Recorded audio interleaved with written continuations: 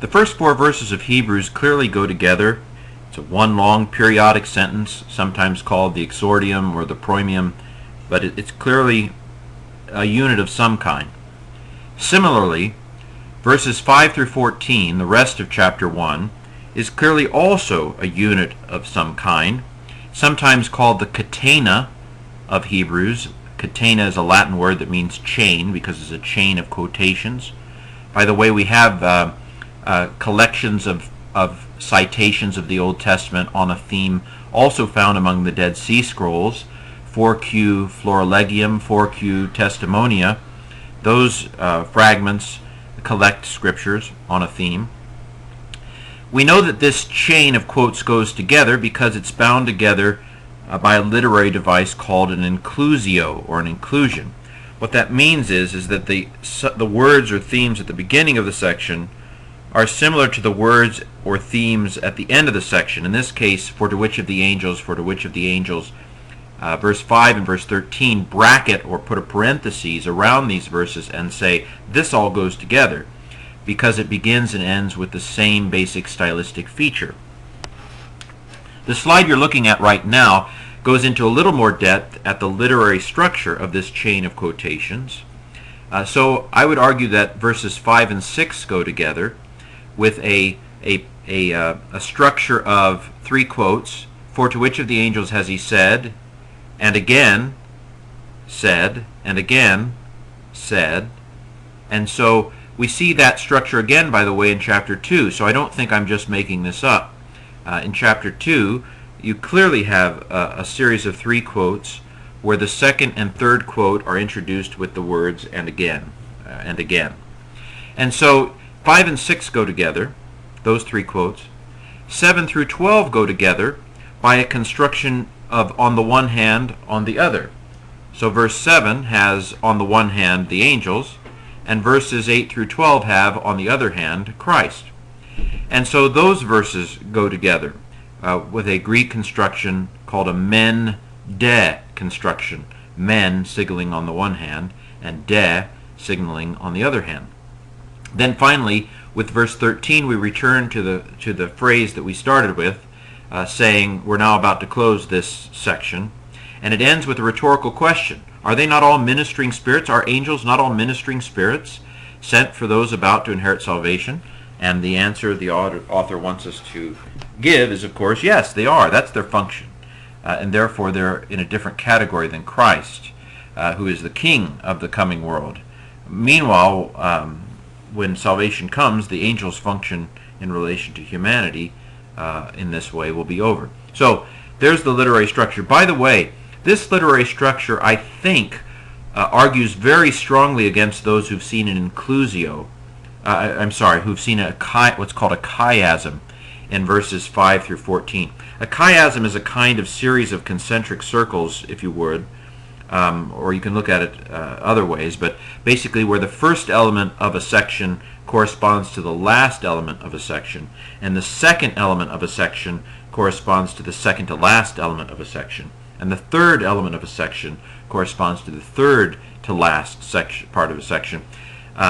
These can be very complex indeed in the minds of interpreters. However, I think beware of scholars bearing chiasms. Most of the time, I think those who see chiasms, at least on a grand scale, because there are actually chiasms on the space of 2 or 3 verses, even in Hebrews. So you can have these kinds of patterns on the level of 2 or 3, 1 or 2 or 3 verses. But those scholars who see grand chiasms, say in the whole book of Matthew or in the whole first chapter of Hebrews, I think that those who see those things are telling you a whole lot more of how ingenious they are than about anything that was intended in the biblical text. I don't think that the biblical texts had chiasms on the brain, but there is a certain personality of scholar, a J by Myers-Briggs, who likes to see order, and I would say imposes ideas on the text, finds some way to fit. Often it usually has a sense of being contrived or forced upon some part of it. And these are ingenious kinds of things. but they are pre-modern in my opinion. They are instances of an interpreter imposing order on the text rather than inducing order out of the text. The literary structure of a text must always, literary clues in the text must always be given the upper hand. And this actually goes back to some former outlines of Hebrews that said that Hebrews is part 1, Christ is greater than the angels, part 2, Christ is greater than Moses, part 3, Christ is a better high priest, and so forth.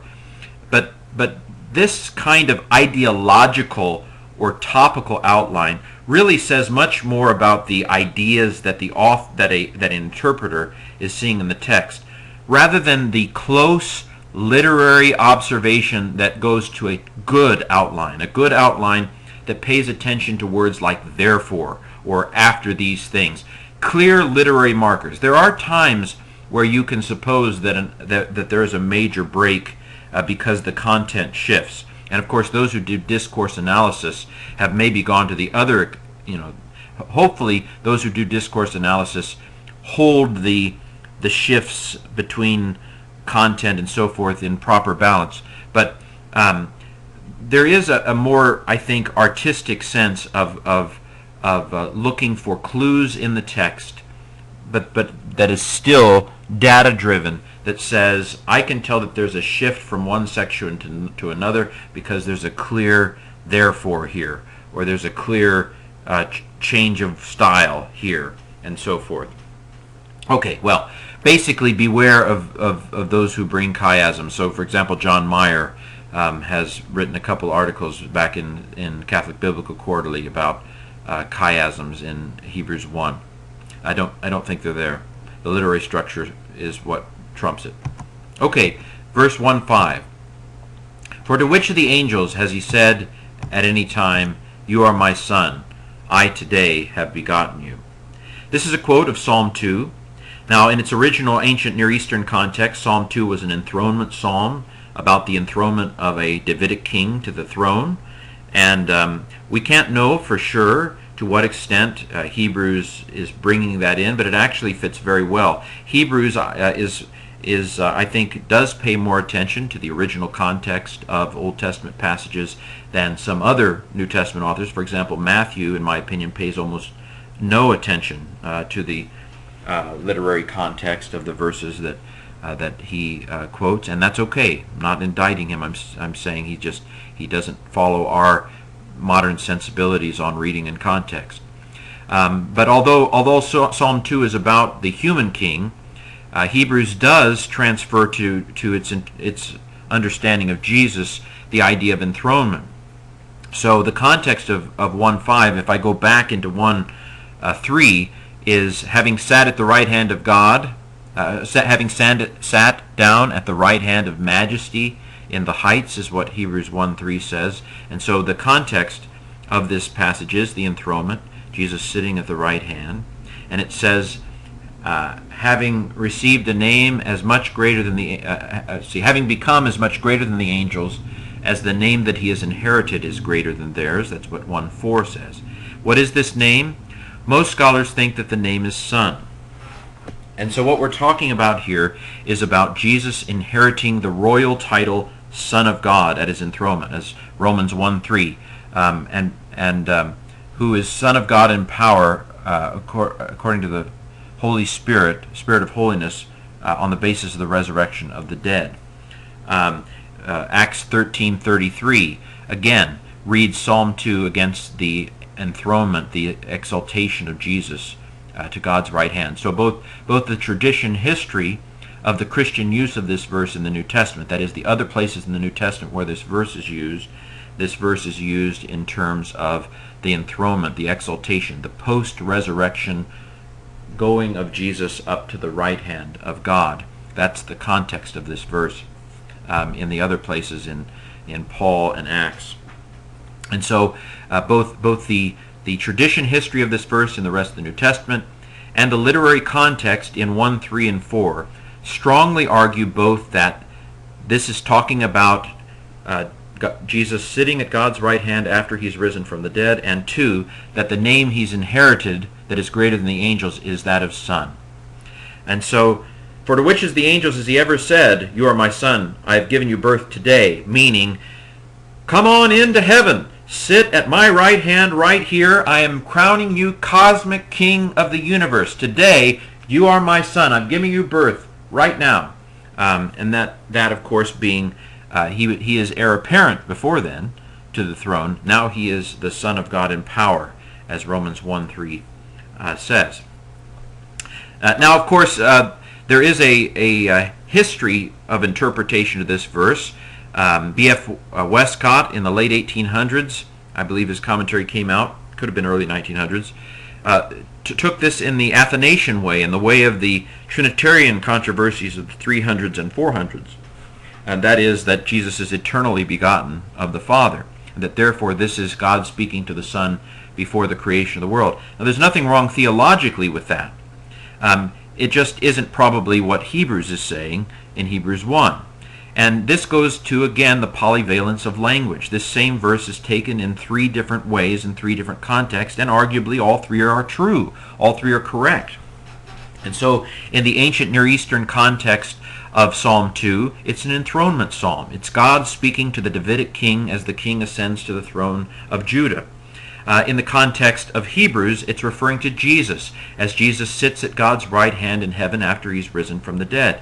And in the context of early Christian thought, it's referring to the eternal, it can be read against the eternal begottenness of Jesus as the second person of the Trinity. All three of those interpretations can be true. They are just different. They are just true in different contexts. The first in the context of ancient Israel, the second in the context of the original meaning of Hebrews, and the third in the context of Orthodox Christian belief. So there you have the first quotation from Psalm 2. You are my son, today I have begotten you. Verse 6, actually the rest of this verse. And again, that's the stylistic marker that I think we have in Hebrews here, where he quotes this, boom, boom, boom, 3 machine gun fires of quotes that support the fact that Jesus has been given a name as much greater than the angels as he has become, having sat at God's right hand. And again, I will be a father to him, and he will be for me a son. The original context of this verse is David praying to God about his son Solomon, and God basically says, don't worry about it. I'll be his father, he'll be my son, he'll be a great king, it'll be wonderful. But of course, in the context of Hebrews doesn't say anything about David or Solomon, and we have no reason to think that the author of Hebrews was thinking about David or Solomon. It's possible, but the author of Hebrews uses this verse in terms of Jesus, that Jesus is God's son, that God has declared Jesus his son, where son here refers to as a royal title. It's a title for a king. The king is the son of God. And we know this because Solomon in 2 Samuel is the son of God. And Hebrews apparently is in continuity with that understanding of the king as God's son, even the human king. Then the third quote. And again, when he leads the firstborn into the inhabited world, he says, let all the angels of God worship him. Now this is a bit of a tricky verse. I've argued in my book, Understanding the Book of Hebrews, and also in my book, Cosmology and Eschatology in Hebrews, that this goes along with the other two quotes. So all three are about the enthronement of God.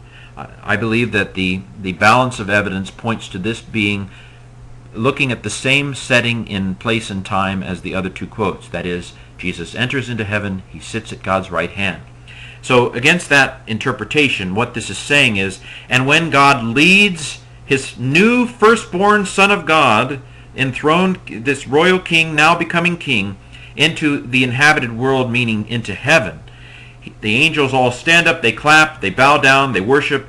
Y'all worship the king who's come. And all the angels bow down as Jesus enters into the throne room. In fact, I see all of Hebrews 1 as a celebration of the newly enthroned Son of God over the throne of the cosmos in heaven. That is the point of these verses. Now, this is, I believe, a clear interpretation of the verse. However, this verse is fraught with other possibilities, and because of the ambiguity of what it's saying, there have been two other key interpretations, and so let me mention them. The first is the interpretation that sees this in terms of Jesus' birth, when he comes to the incarnation, when he comes to earth as a child.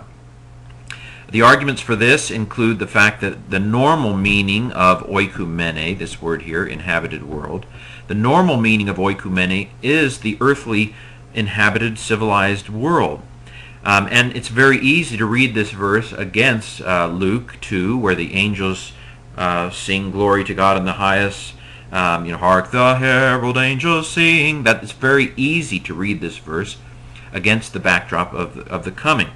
Now, the problem is that that's not what the context is pushing us toward. The context is that of the enthronement. That's what the first quote meant, that's what the second quote meant, and that's arguably what this third quote means. And in fact, if you're going to read it that way, you're going to take the word again, pollen is the word again, you're going to take it as being, and again, when he leads his firstborn into the inhabited world, he says, let all the angels worship him. So it's not referring to, in that reading, the second coming. That's another meaning, the third meaning it can have. And so, and again, if you read it that way, is part of a series of quotes. And you would assume that they're all kind of about the same thing. They wouldn't have to be, but that's I think the first option. There's nothing in Hebrews about the birth, and so we are, as it were, infecting our reading of Hebrews with our knowledge of Luke. You don't want to assume that any book is thinking the same thing as another book unless you have reasonable evidence to think that a book, and so this goes to our tendency as pre-modern readers just to read it all as one book and assume that everybody in one part of the Bible knows everything in every other part of the Bible. But when we read the Bible historically, we can't read it that way. We have to let each book tell us what the author knows. And so in this case, we have no evidence. It's possible that the author of Hebrews knows about the birth story of Luke 2, but we have absolutely no evidence whatsoever that the author of Hebrews knows that. Well, the other interpretation that I actually held initially when I was working on my dissertation takes the again here not as a connection, and again he says, and again he says, but takes the again as, and when he leads the firstborn again into the inhabited world, he says. This is a tempting meaning in the sense that he will lead the Son of God into the inhabited world during the second coming. Although I don't know why the angels would be worshiping him then. It makes sense for the angels to worship him when he becomes as much greater than them, which is at the time of the enthronement. Isn't that what 1:3 and 1:4 say? He sat at the right hand of majesty in the heavens, having become as much greater than the angels as the name that he's inherited. Chapter 2 will say he became lower than the angels for a little while. And so it makes sense that they would worship him when he becomes greater than them, when he enters into heaven, as in 1:4. Again, I think the context pushes us toward the enthronement interpretation. But you could take this of the second coming, whenever he again leads the firstborn into the inhabited world, meaning in the future. Whenever might put you in that direction. This hatan, this conjunction or relative, whenever he leads him, sounds indefinite. It's normally indefinite. That's what the on part of hatan does, is it makes it indefinite. And so that doesn't sound like something that's already happened. It sounds like something that will take place. And so you might argue that, again, that it's about the second coming. However, it may very well be a dialectical thing. I went to college in South Carolina, and I had some friends in the South who would say, whenever I was 12 years old, and they were talking about the past and using the word whenever. And so just because the dictionary or a Greek introduction to Greek tells you that hatan usually means whenever, doesn't mean that there wasn't the possibility of a dialectical use of it that would say when and refer to something in the past.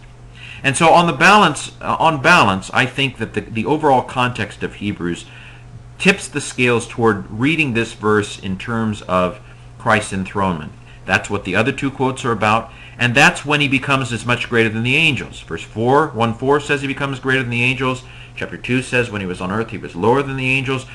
So in the context of Hebrews, the most appropriate time for the angels to worship him is when he becomes greater than them, and when he enters into heaven.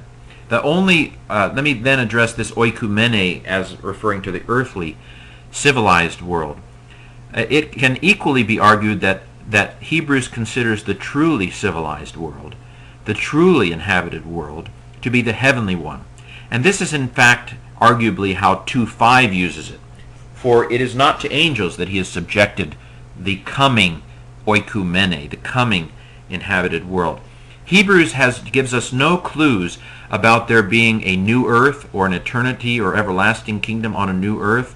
Paul in Romans 8 gives us reasons to believe that the creation is enslaved and once it is freed, it will be redeemed, and that we will perhaps spend eternity on earth.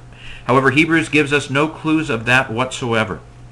As far as Hebrews is concerned, all we hear about is that the created realm is destroyed in chapter 12. We don't hear that it is renewed or recreated. And in fact, everything in Hebrews points toward heaven as the place of final destination. I'm not saying that you couldn't. It's possible that the author of Hebrews just doesn't tell us that bit. That it just happens that Hebrews has managed to not mention at all earth, or renewed earth, as our eternal place, and that coincidentally all the places where Hebrews talks about the future, it sure sounds like it's talking about heaven. That's all possible. But if we go with, I think, the balance of evidence in Hebrews, I think that we have good reason to believe that the heavenly realm is the oikumene that is to come, that Hebrews has in mind. And so again, the interpretation of this verse that seems most likely to me is that this is the third in a series of quotes that's talking about the enthronement of Jesus, and that when Jesus was enthroned, God commanded all the angels to worship him. By the way, if you look in most Old Testaments in English, you're not going to find this verse. This is a verse that where the author of Hebrews is quoting the Septuagint, or the Greek Old Testament. And we have no evidence that the author of Hebrews quoted the Hebrew or even knew Hebrew at all. The author of Hebrews uses the Greek Old Testament consistently. And this is a place where the Greek Old Testament says something that the Masoretic text, which is the basis for most English Old Testaments, doesn't have. And so the Dead Sea Scrolls have actually confirmed the likelihood that this was the original meaning of Deuteronomy 32 here. Hebrews may even be quoting a liturgical form of this Song of Moses called the Odes. But it's one of those places where the Greek Old Testament and the Hebrew Old Testament that is most often used from the Middle Ages are in disagreement over exactly what the text said. Okay, now here we have the second part of this catena, 7 through 12. And on the one hand, these letters right here, men, is on the one hand. On the one hand, he makes his angels winds and his ministers flames of fire. Here's another place where the original meaning of the psalm was a little different from the way that Hebrews uses it. The original meaning of the psalm is, he makes the winds his messengers, and he makes flames of fire his servants.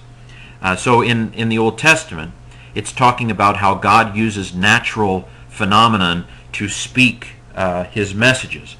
In Hebrews, it's the other way around. God uses the angels. The angels here are not generic messengers, but a specific class of heavenly messenger, and he uses them in certain natural manifestations. So he can use angels in the form of spirits or winds, or he can use his ministers in the manifestation of flames of fire, like the fire, the intertestamental or Second Temple Jewish literature understands, for example, the flame that led Israel through the desert to be an angel, and so forth. And so stars are angels in Jewish literature. So we shouldn't be surprised that a verse would be interpreted in this particular way in the time of the New Testament. The point, I think, becomes clear in what is contrasted. the angels are like this. Well, what is the Son like? Well, the Son is, to the Son he says, on the other hand, your throne, O God, is forever and ever, and the staff of straightness is the staff of your kingdom. So winds and flames of fire flicker. Fire flickers out, winds blow away, they come, they go, but your throne is forever and ever. I think one of the clear points of contrast between 7 and 8 through 12. So why did Hebrews quote that verse from Psalm 102, I think it was? It's because the angels are transitory in their function. That's not to say that angels are going to go away in eternity. It's simply to say that their current function is passing away. Their throne, their role, as it were, their office is transitory, whereas the role of the Son is forever and ever. Now the quote here is from Psalm 45. Let's go ahead and get the rest of the quote. You loved righteousness and you hated lawlessness. Therefore God, your God, has anointed you with oil of rejoicing in the presence of your companions. Now, this is a quote from Psalm 45, which is a wedding psalm, a psalm for the wedding of the king. In its original meaning, it's clearly about a king who's getting married. There's a princess who has many virgin companions behind her, and she is being led and trained, and the psalm goes on to talk about how they're going to have many sons and so forth. So in its original setting, Psalm 45 actually addressed the earthly king as God. Now, this may surprise you, because we make such a big deal about there only being one God. And of course, that's completely true from a literal Christian and Jewish and Muslim perspective, that there is only one God. That's what we believe. However, God could be used in the Old Testament in a somewhat figurative sense. God says to Moses, I will make you a god to Pharaoh. Now, we wouldn't talk like that. We'd get on our children in Sunday school if they said, don't say that Justin Bieber is like a god to you, or some pop icon. Don't say stuff like that. And of course, pop icons are nowhere near the stature of Moses, I suppose. But it was considered appropriate to refer to the king, the ancient king of Israel, as God in this way, or Son of God. This is unique in the Old Testament, referring to the king as God, flat out. But you certainly have other places where he's referred to as the Son of God. And this is because he is God's representative on earth. Like God wields authority over the entire universe, so the king is God's representative wielding authority over Israel. And so he's not the literal God, but he is figuratively God's representative. And arguably this is, again, I don't want to get into a sticky wicket, but the most likely original meaning of Isaiah 9, you will be called Wonderful Counselor, Mighty God. Most original meaning scholars think that in its first meaning probably referred to Hezekiah or some earthly king. Israel could, in that time, refer to human kings in divine terms. Again, not that the king was literally God, but that the king was God's representative. And of course, the Egyptians referred to their kings by titles of the gods that they represented. So, how much of that did Hebrews have in mind? Well, I do believe that Hebrews makes a distinction. This quote implicitly makes a distinction between how it refers to Jesus as God and how it refers to God the Father as God. So when we get to the second part of the quote, it makes a distinction. For this reason, God, your God, that is, God who is your literal God. Now, of course, as Christians, we believe that Jesus was God. And I'm not saying anything against that whatsoever. We have to keep in mind the polyvalence of these texts, the fact that these texts words are susceptible to multiple readings of them and interpretations of them, all of which may be true. So there's nothing wrong with the original Psalm 45 use addressing the human king as God, and there's nothing wrong with Hebrews use, and there's nothing wrong with the way that the Trinitarian use of Christians used this particular passage. It is simply to say that there may be more distinctions, and probably, I think the evidence is overwhelmingly in favor of there being more distinctions. Others maybe don't see it that way. in the author of Hebrews' use of these terms than you might think if you've never really reflected on these sorts of issues. And so, what is the point of this quote? The point of this quote is to contrast the eternality, the permanence of the Son's role as eternal Son of God and King, in contrast to the transitory role of the angels, who are only ministering spirits. Okay, so that's the first part. There's another quote that contrasts with that. Notice the threes again. We've got three quotes that go together here. On the one hand, the angels are this way. On the other hand, Jesus is this way, and also Jesus is this way. And you from the beginning, Lord, founded the earth, and the heavens are the works of your hands. Now, here is where Richard Bauckham would like to say, and he's ingenious, he would like to say that the name that Jesus inherited is not Son, but that the name is actually Yahweh. And he's not crazy here. He's not crazy here because in Philippians 2, therefore God has exalted him and given a name above every name, that every knee should bow and tongue confess that Jesus Christ is Lord. Bauckham, I think, and others argue convincingly in Philippians 2 that the name above every name is surely Yahweh. And Lord, Kurios, is in fact the Greek translation of Yahweh. And so Bauckham wants to say that the name that Jesus has inherited is Yahweh rather than Son, and that Jesus has held the name Son since the creation. Well, there are a couple of problems. First of all, the context is overwhelmingly pointing toward the exaltation of Jesus as the time of him receiving the title Son. And secondly, if Son is the name if Lord is the name that he inherits, then why is the overwhelming majority of the catena talking about the Son? It's all been about the Son. And so I think Bauckham, this is an instance where someone who is clearly a genius, who is way smarter than I am, has found this incredible way of reading the text that is not correct.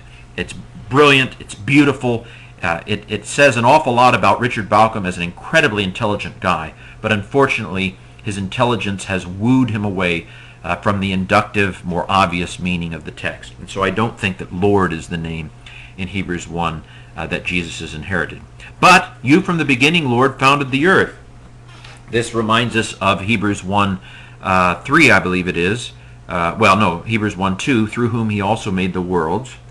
And so back in the previous vidcast on Hebrews 1 through 4, Hebrews 1, 1 through 4, I argued that there were connotations of wisdom there, and that it wasn't immediately obvious that Hebrews meant us to take that as a literal statement. This would be stronger evidence that Hebrews wants us to take Jesus' role as agent of creation literally. That's possible. I'm not going to deny it.